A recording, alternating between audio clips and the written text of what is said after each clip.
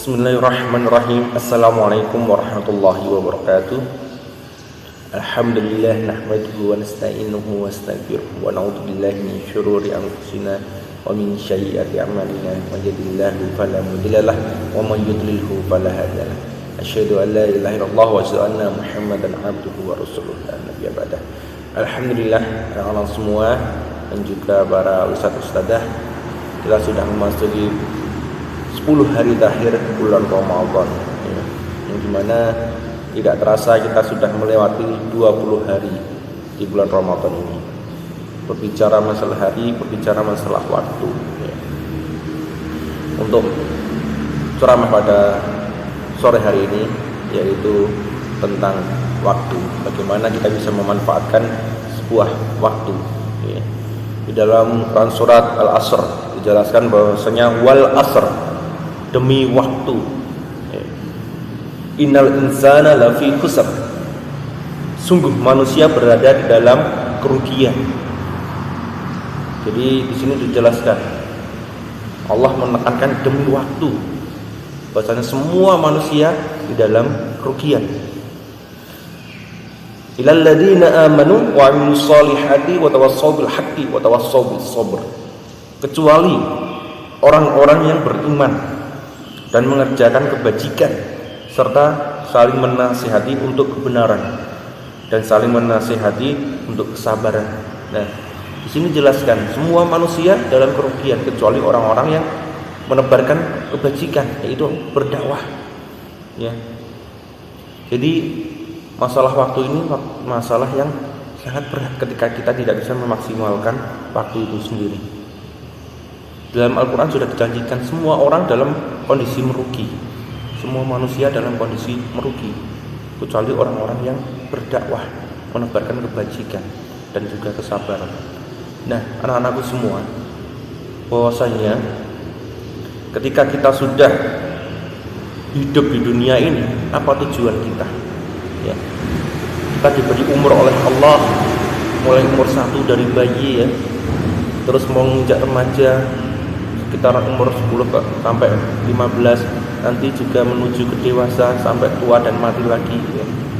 Ibnu Qayyim menjelaskan bahwasanya semua manusia ya hidup di dunia ini adalah sebagai seorang musafir, yaitu seorang yang mengarungi perjalanan panjang hanya untuk kembali lagi kepada Allah. Nah, kita sudah mempersiapkan kehidupan kita untuk menuju Allah. Jadi di dunia ini kita sebagai seorang musafir mengarungi perjalanan saja. Kalau kita tidak bisa memanfaatkan waktu dengan baik, ibaratnya perjalanan ini hanya sia-sia. Nah, makanya kita disyaratkan bahwasanya kita harus melakukan hal-hal yang amar ma'ruf nahi munkar, yaitu mendekatkan diri kita kepada Allah dengan menjalankan apa yang diperintahkan oleh Allah dan menjauhi apa yang dilarang oleh Allah, supaya kita tidak termasuk tadi orang-orang yang merugi. Nah, kalau Imam Syafi'i ini membagi dalam sehari kehidupannya itu menjadi 3 bagian.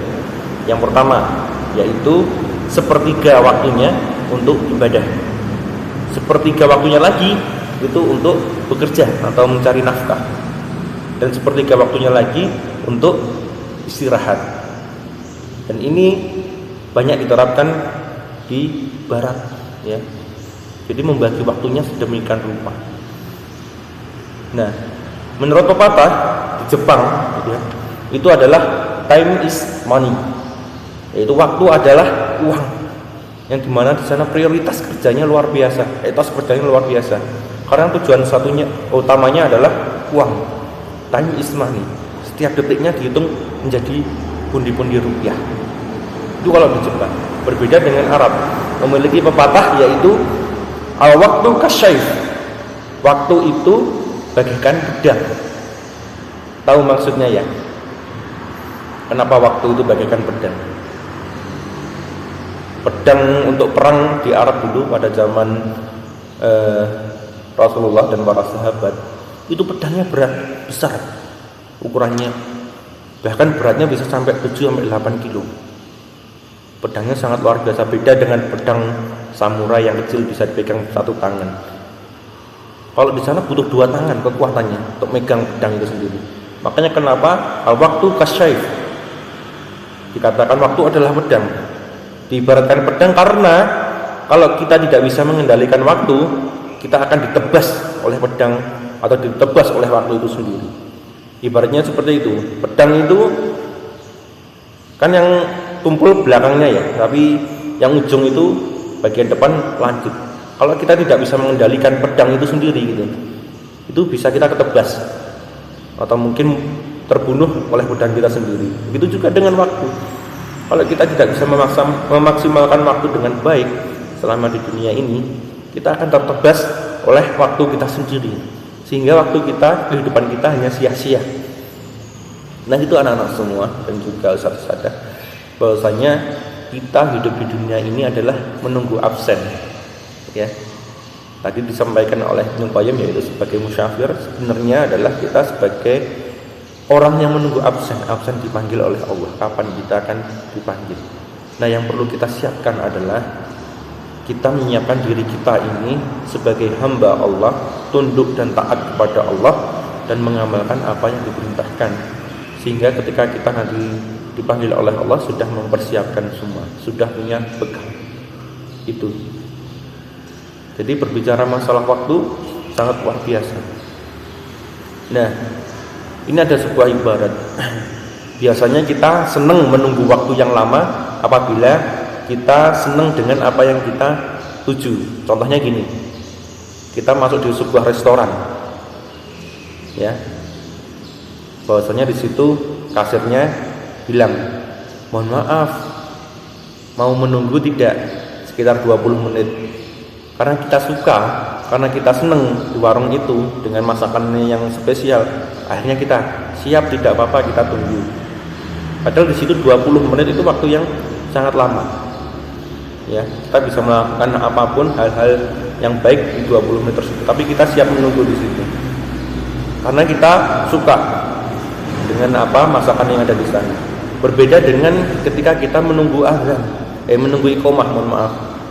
Jadi habis azan di setiap masjid itu mesti ada jeda sekitar 5-10 menit.